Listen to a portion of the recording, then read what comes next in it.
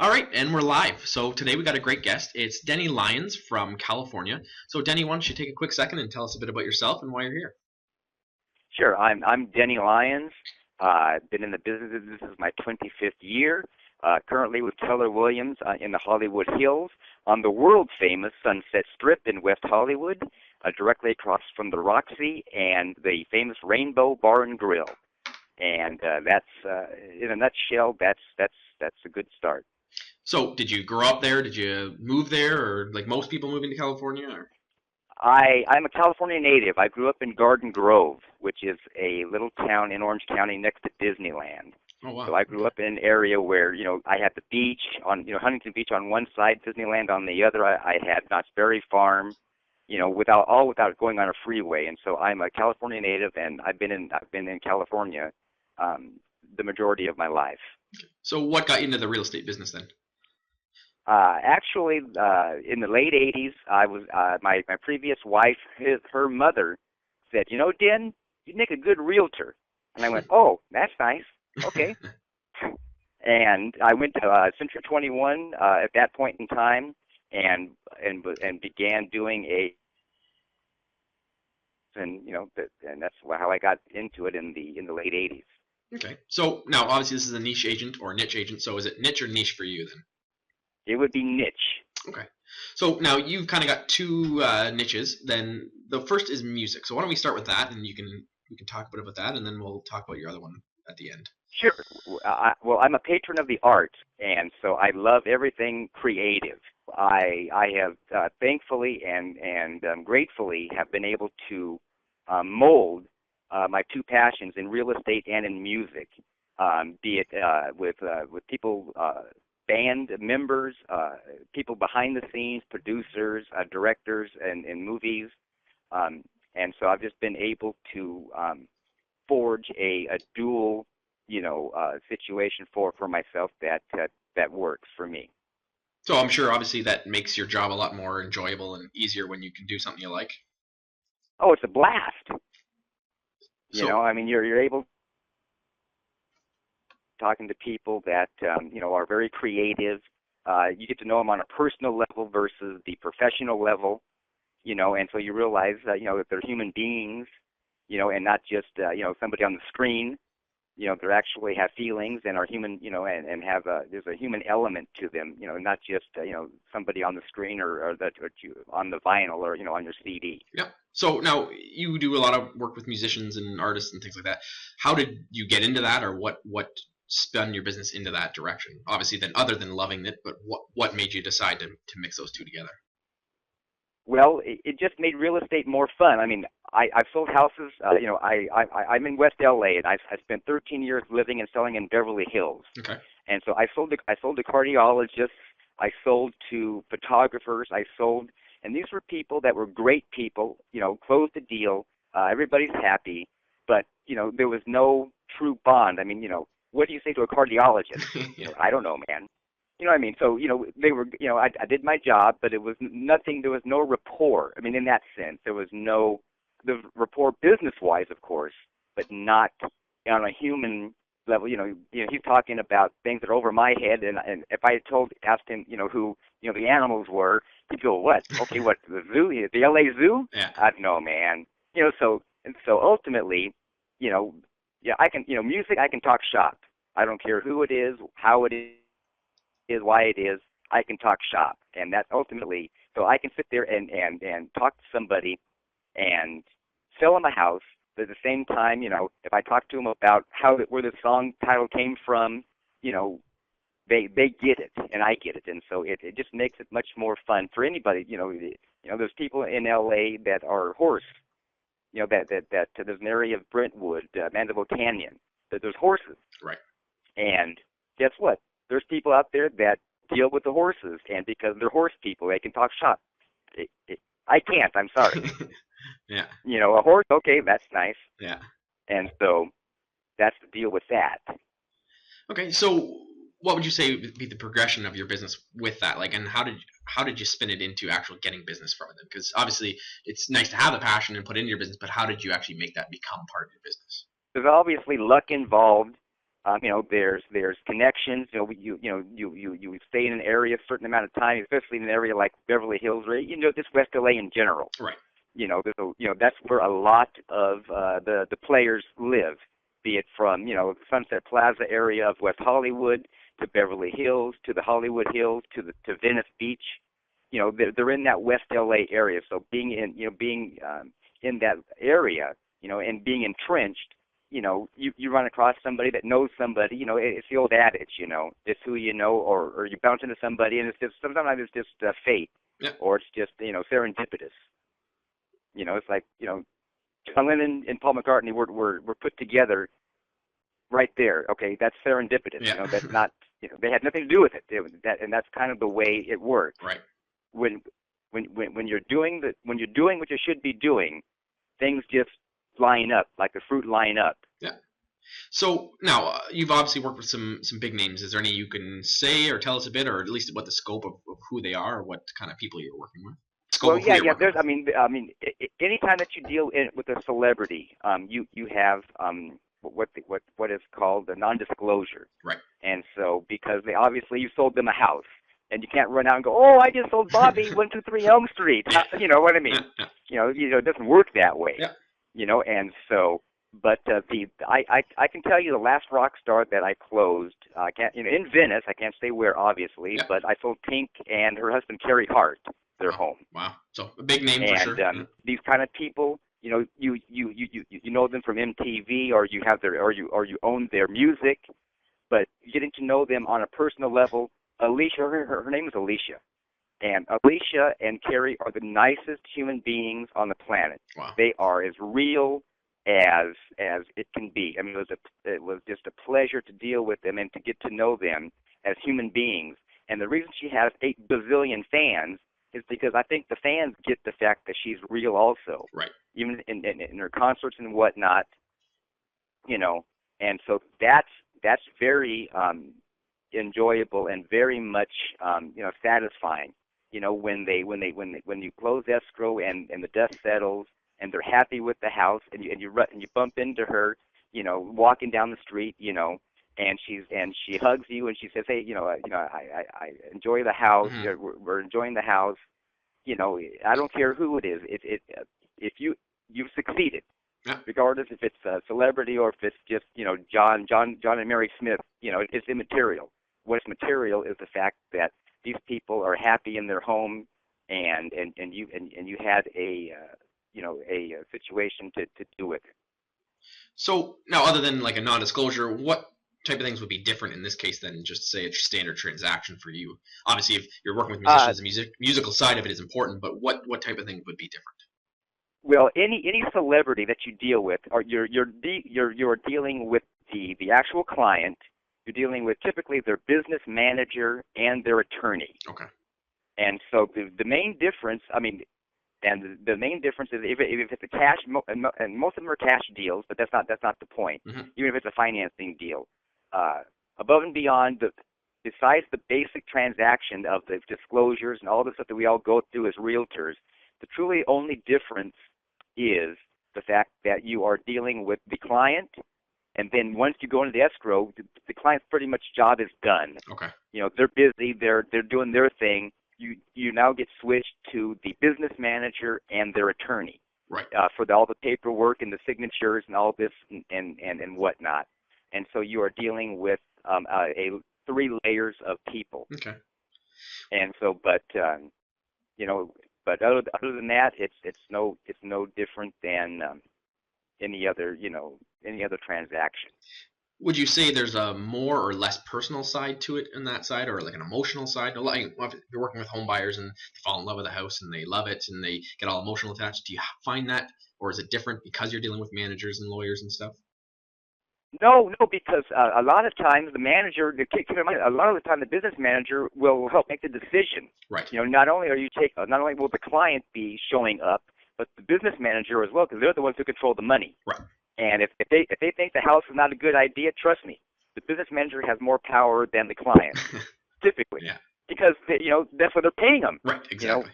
They're paying them to manage their money and to make decisions. So why pay them and not take their advice? And so at least, typically, the business manager will at least see the property prior to writing the offer. They are the ones that typically will say, okay, they will green light once the client has found something that they like.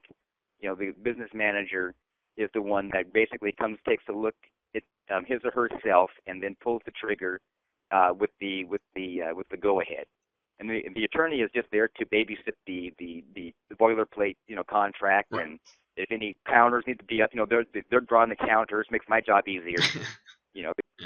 The attorneys do because that's what they're being paid to do that. So that's really the only the main difference. Do you have a lot of clients who maybe come in as not as famous, buy a house from you, and you knew them before they were famous, and you got to see them turn into it, or are you getting people who are already at that level? It runs the gambit. I've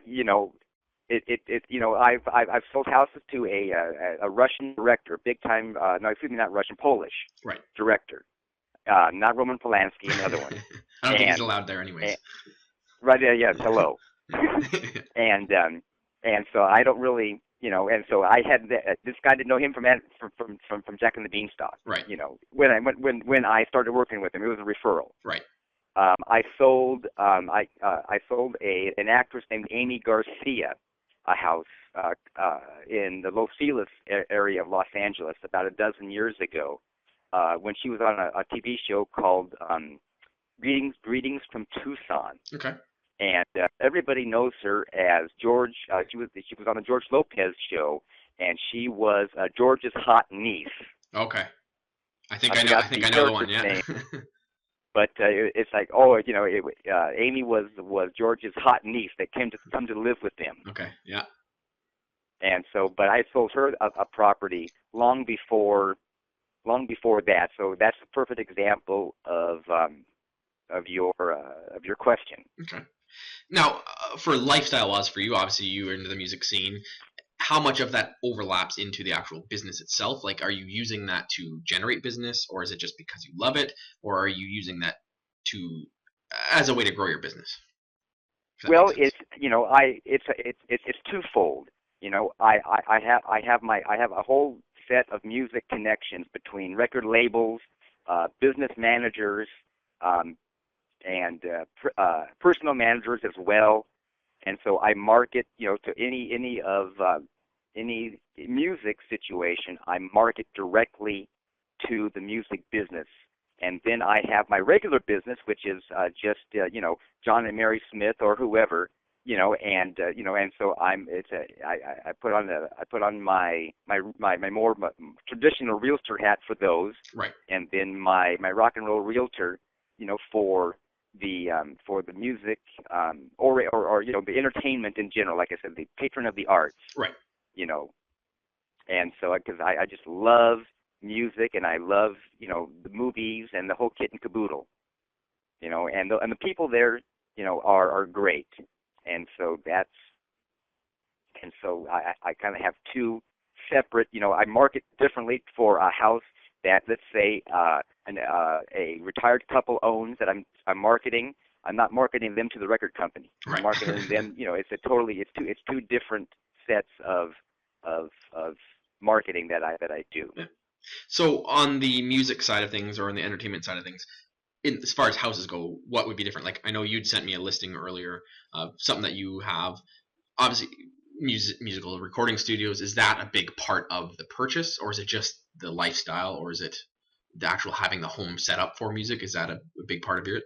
It's it depends on who you are. I mean, I saw Slash's house in Beverly Hills. I was not the agent, but I did see it when it was on the market, and he had built a recording studio in his basement of his home. It's where he recorded Slash's Snake Pit album. Okay. From his home studio. Wow. And so again, I think it depends on who you are. I think the bigger you are, the more you don't want to be in the public. You don't want to, or the traffic, man. Right. Who wants to schlep from point A to point Z? L.A. It's not the distance. It's the traffic. Right. That's the killer. Yeah. And so bottom line, if you have the resources, and you are at that level, you're able to, you have the resources. You do it, and you work from home. even though, playing music is a lot of times not work, but that's what makes it not work. Yeah. Is because you're enjoying it. You're lucky enough to do it. And so I think it just comes down to, the person and what they, and especially in today's world where everything is digital, it doesn't take up as much room now as it did back in the day, for somebody to work from home as a musician to, it's 6,000-foot home, and so it's a huge home, and the downstairs, as the pictures show, he's got it's got the PA system set up, the drums set up, the lighting, I mean, the whole kit and caboodle is set up, and so all you do is go down and rock. And it's soundproofed, and so he said we have partied and played all night and looked outside. Oh wow, man, it's like light outside. Like maybe we should go to bed. And so again, because you're not following you're not following a 9 to 5. Right. You're either working, full tilt on something, or you're on hiatus. So it's a feast or famine. It's not the 9 to 5 get up. You know what I mean? So if you're on hiatus or you come back from a tour and you're now, you got 3 or 4 or 5 months to kill before something begins to roll again, then you're ready. Then then you can, the lifestyle allows you to do that. Right. Now, you and I had connected on Facebook. Real estate setting. Do you network with other agents across North America or across the world who do something similar to this? No, I mean I've been, this is my 25th year in the business. So I got in the real estate business when there was what they called MLS books. Yeah. Okay, the internet didn't even exist. Yeah. Okay, fax machines barely existed, and so you had once a week you had MLS books, and so me and technology. I'm a meet. I love to cold call, so I will cold call people. I will go out and meet people. I'll get referrals. But I have not embraced the technology as the younger generation has. And everybody kind of does their own thing. I have a Facebook page, but I mean, la-di-da. You don't use it and promote it. You know what I mean? I have people all day long wanting to charge me to we can do this, that, and the other. I go, I don't even know what you're talking about, man. I have no idea. What you're saying may sound great, man, but it's foreign to me. Right. And so I have it, but it's not where. I mean, anybody that is in my part of West LA, regardless of a celebrity or not, because let's get that issue out of the way. The $1 million is not even a house. $1.2 million is about the starting point. Wow. And so the people in the area, they're busy, man. Yeah. They don't have time. They're not schlepping on Facebook and playing Farmville and whatever. You know what I mean? That's not how they operate. Right. It's a very different market. That's why they hire you. Yeah. That's why they get a referral. Yeah. And so that's why you do the homework. You go preview the houses, and you call them, and they tell you exactly what they want, and you go preview. Right. And so the price point that we deal with, anybody, not just me, anybody deals with in West LA. Condos are less, of course, but if you want a single family house in West Hollywood, $1.2 million, and forget about the Hills, forget about Sunset Plaza or BH, Beverly Hills. But $1 million, $1 million, $1.2 million is just a starter home. I mean, it sounds ridiculous, but bad but true, as Metallica says. Yeah. A friend of mine's an agent in Kansas City, and she just sold a house for $5,000. So it's a bit. What? Wow. Yeah, it was a foreclosure, and just So it's crazy to see just how different the prices are across the country. Oh yeah, no, and the entertainment business drives the LA economy. Yeah. Just like Boeing does in Seattle. Yeah. And I'm sure other parts of the country, San Diego is more military, Navy, driven, military driven. Yeah. But Los Angeles is entertainment. Yeah. You put up in.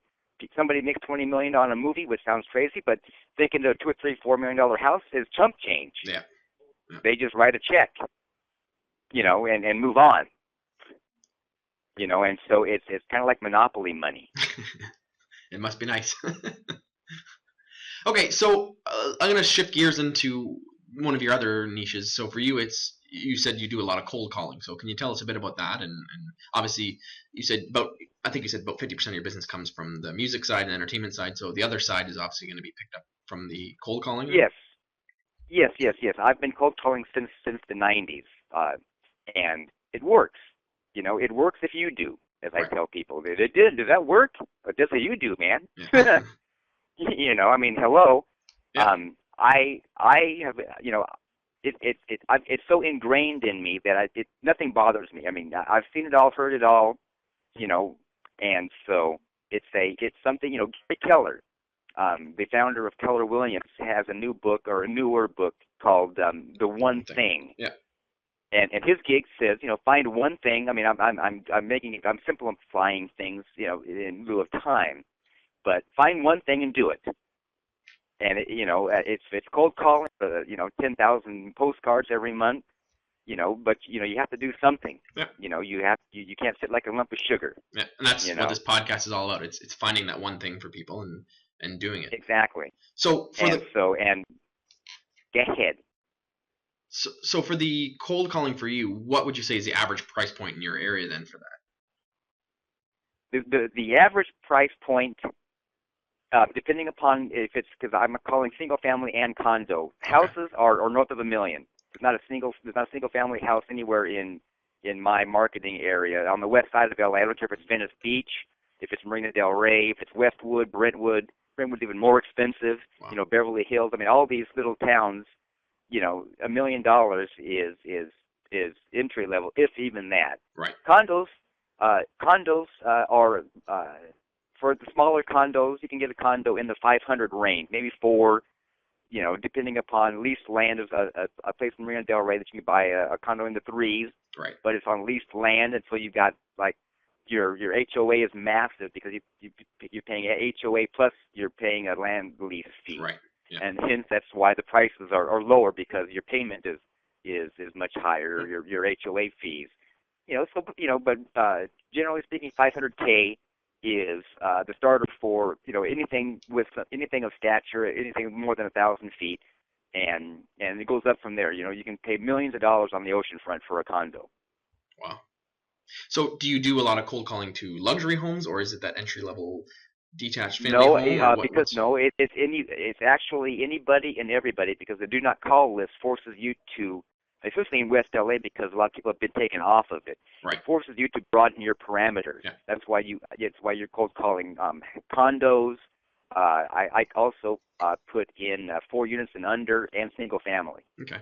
And the reason I'm And asking so is because I know a lot of agents, they get spooked when it comes to cold calling higher end homes, and they say, oh, they don't want me to call them if they're $1 million home I or can a assure luxury you, home. nope. Before the do not call list came on in the early part of the century here, or whatever, the millennium or whatever the hell it's called. I lived in Beverly Hills and only cold called Beverly Hills. Wow. I had a database of 5,000 names that I worked from. It was just revolving. As I finished, I just called the same person again. It was just constant, because by the time I called you today and you told me no, by the time I got back to you after after I got through my book and called you again, enough time had passed that A, you forgot who the hell I am, or two, you've been called by 6 other people. Yeah. But your needs change. I mean, people Yeah. divorce, people's job gets transferred, so somebody happens to pass away, and they have to move one reason or another. Just because you call them once and they say no doesn't mean you can't call them again. Yeah. You can't call them on Tuesday and call them again on Friday. Right. Hey, I called you Tuesday, man. Hey, Yeah. it's Friday. Are you ready to rock? Yeah. No. You have to have enough numbers. So in today's world, especially in West LA, I have to broaden my marketing Right. areas for that. But I'm working with the same numbers. It's just a bigger area that I'm covering. Right. Because of that. And in lieu of just single family, I've got condo and 4 units and under. Okay. So how long would it take for you to call through those 5,000 names or so? I try. I mean, I have a goal of I cold call 2 hours a day. Okay. And I have a minimum of 5 hours a week if I get totally So minimum of 5 hours a week, goal 2 hours a day.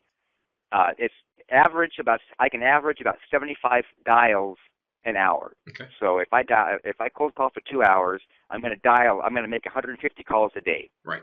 Out of that, depending upon, you're getting a hold of maybe 30 people out of the 150 dials that you call. Out of that, you're getting about a 10% lead generating from contact. So if I can get a hold of 30 people, I can usually end up with about an average of 3 listing leads out of that day's calling. Wow, it's good numbers. And then I follow up with them. That's the most important thing, is following up. If you don't follow up with them, you don't even call. Yeah. You're wasting your time. I just had a chat with a friend of mine in the office about that today, and we said that's the crucial thing. You can call as many people as you want, but if you're not following up with them, you're throwing them away. You're hoping you may get a couple here and there, but if you're not following up with them, you've wasted more time than not. Well, I can tell you that in, what is this, 96, in almost 20 years of cold calling, I probably made $500,000 dials or more. I never took count, but it's a ton. Yeah.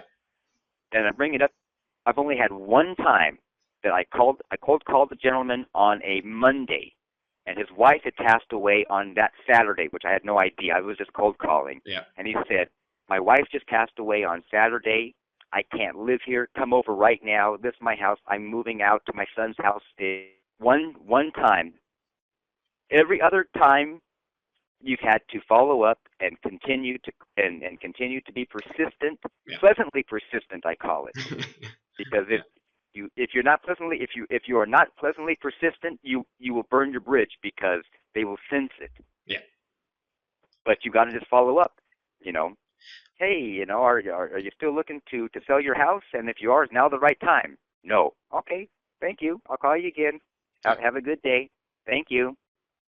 But I get in because they tell me, man, I had this realtor call me yesterday, and boy, he was rude, and boy, blah blah blah blah blah. Yeah. It's like these people are burning their own bridge, and and they're not even getting the fact that they're working and burning their own bridge because they're not being, pleasantly, they're not pleasant on the phone. They're like aggressive or whatever they're doing. Yeah. I always say, would you be offended? Would you be offended if I sent my card to you, ma'am? You said you wanted.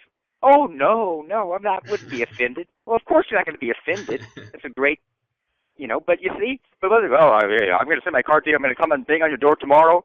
No, you're not, dude. Yeah. So it's the approach as well. So, you have to be diligent and disciplined to cold call. Right. But you also have to have some sort of finesse and common sense to know when to it's the old, the gambler sign. You got to know when to hold and know when to fold them.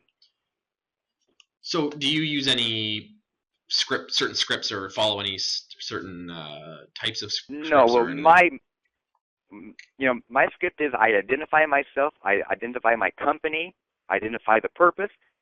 Hello, this is Denny Lyons. I'm with Keller Williams in the Hollywood Hills, and I'm calling today in reference to your home that you own over here at 123 Elm Street. And the purpose of my call today was to see if you were considering selling your home there in the next 3 to 6 months or so. No. Thank you. And you're on to the next. Because what happens is, through trial and error, if you say you want to sell your house, they just tell you no. Right. And if you tell me if you tell them 3 to 6 months, they will tell you, no, not. I want to sell in a month. Okay, cool. Oh, no, maybe after summer. They'll tell you. Yeah. If you give them a time frame, if that time frame doesn't work for them, they'll tell you.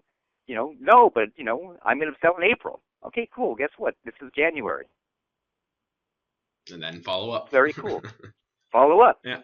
And so it's just, you can say anything, man. I listened to one of your podcasts, and there was a gentleman from Century 121 yes, who James, just said, James yeah, and he said, which is true. You could just say, hi, do you want to sell your house? It's numbers. Yeah. More people you ask, so that people get, I think people get fear. Fear kills not just real estate business, but I mean life and, relationships and everything else. So fear is the number one thing. Yeah. Oh no, I can't call that house. That's a big house. He's going to throw me out the door. Guess what? No. I sold, do you know the poker playing dogs? Yes. Do you know that tapestry with the poker playing Yep. dogs? Yep. Okay, they were my clients. I mean, they moved to Florida. He's an older gentleman, and in Beverly Hills, cold call. Wow. I sold the house. They moved to Florida, but he's the poker playing dogs dude. Wow. I forgot his name now, but Yeah. he's the guy that created you. But you know what I'm talking Yeah. about. Yeah. My friend's got it That in was his a cold basement. call. Yeah, wow. That was a cold call. Wow. So no, I don't buy any of that mumbo jumbo. That's just fear. Yeah. Or you just making an excuse not to work. Yeah. A or B. Yeah. Take your pick. Yeah. Okay. So in the interest of time, why don't you give us a golden nugget, something that our listeners can take away, and something that you've learned and that you want to share. Well, okay. I would say in my 25 years, the quick nugget would be, you've got to do something. I don't care what it is, but you cannot sit like a lump of sugar and expect business to come to you. You have to lead generate on a daily basis. And you lead generate until you die or you retire. You don't lead generate until you get 3 listings, and now you're good. Yeah. So you have to have the mindset of that you're in a business that you need to lead generate, and you lead generate until you die or you retire. And I don't care if it's cold calling. I don't care if it's door knocking. If you're buying business, if you are going to the mall and passing out cards, and whatever you do on a daily basis, if you have to lead generate, and you can't just sit for floor time, which we don't do in LA, but I know a lot of people do floor time. Yeah. And that's passive. Yeah. You're not, that's not going to get you anywhere. So that would be my 2 cents worth of that. Just do it, as Nike says, Yeah. which is a very true statement. And it amazes me that you hear that over and over and over, and agents just still don't understand the value and the importance of that. Again, yes, that's. I mean, I can drill it into anybody's head that that's what you got to do, man. Yeah. If you wish to be in real estate, we're in a lead generating business. Real estate just happens to be the byproduct of that. Exactly. I just taught a class this morning, and I kept hounding that into people, and I can't say it enough. So okay, so Yep. Well, I'll go ahead. I was just going to wrap up and just say, why don't you tell us how we can get a hold of you, and if people want to check out what you're about, what's the best way to do it? Well, the best way to get a hold of me would be I'll give you my phone number, my cell number, and my email. Okay. And email is the Rock N as in Nancy Enroll Realtor at gmail.com. The Rock N Roll Realtor at gmail.com. But in is in, not and. Okay. It was ROCK, N as in Nancy, ROLL, Realtor. We all know how to spell Realtor. I hope I don't have to go through that. If not, I'm not going to go. I won't do it. And at gmail.com, my phone number is area code 310-720-2710. Again, that's 310-720-2710. Okay, great. And I'm going to put that on the bottom on the actual website as well, so people can connect with you that way. Yeah, this was fun, man. Well, Anytime. Thank you for being on the show. Appreciate it. It's definitely one of the more unique ones we've done, so it's a neat to get that viewpoint and see how you're doing things. So thank you again. Twice. Thanks. We'll talk soon. All right.